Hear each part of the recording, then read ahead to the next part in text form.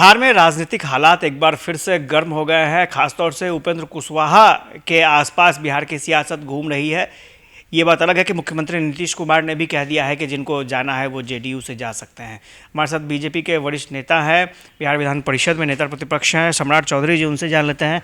सम्राट जी, क्या वर्तमान हालात को देखेंगे जो चल रहा है जेडीयू? देखिए, नीतीश कुमार जी की राजनीतिक हैसियत खत्म हो गई। तो जब खत्म होने लगता है लोग तो इसी तरह का बयान देते रहते हैं। नीतीश कुमार जी ने चोरी किया था समता पार्टी को। मेरे पिताजी ने, जौहर साहब ने समता पार्टी बनाया था। नीतीश कुमार जी तो उसमें सहयोगी की भूमिका में थे। सबको कट एंड पेस्ट करने की उनकी पुरानी आदत है। तो Nitish Kumar ji cut and paste करके 17 साल मुख्यमंत्री रह गए। अब इससे ज्यादा क्या रहेंगे? अब तो जितना देर मुख्यमंत्री हैं उतना देर बिहार के लिए पाप हो रहा है। लेकिन एक चीज़ और, जेडीयू में और भी घटनाक्रम हो रहे हैं।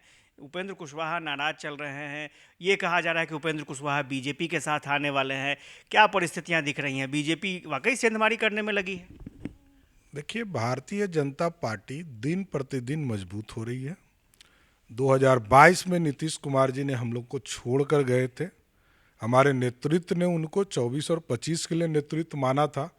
इसके बावजूद जनता ने देखा कि इस व्यक्ति, ये आदमी क्रेडिबिलिटी वाला नहीं है, ये लीडर बार बार पलटने वाला है। जनता ने कुडन्नी में हराया, गोपालगंज हराया और मोकामा भी मुंह तोड़ जवाब देने का काम किया।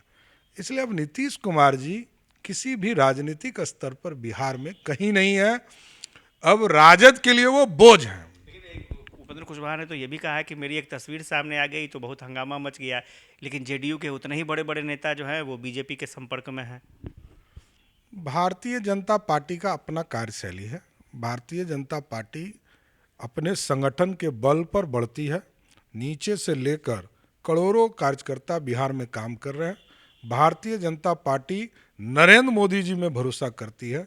भारतीय जनता पार्टी अमित शाह जी के सिद्धांतों पर भरोसा करती है और पार्टी को मजबूत करने का काम सभी कार्यकर्ता हम लोग कर रहे हैं। एक चर्चा ये भी है कि नीतीश कुमार भी वापस हो सकते हैं क्या?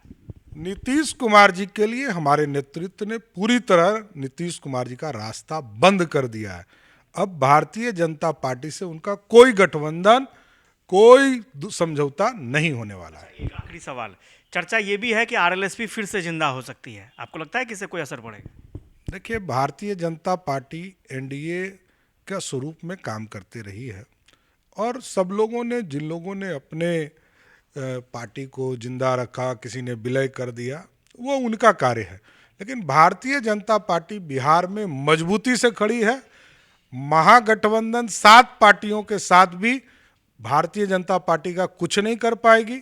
आगे भी आपने देखा कि 2-2 पार्टी अप्रत्यक्ष रूप से हम लोग के खिलाफ काम कर रहा था, और भी 2 पार्टी जुट जाएगी तब भी भारतीय जनता पार्टी का बाल बाका कुछ नहीं होगा।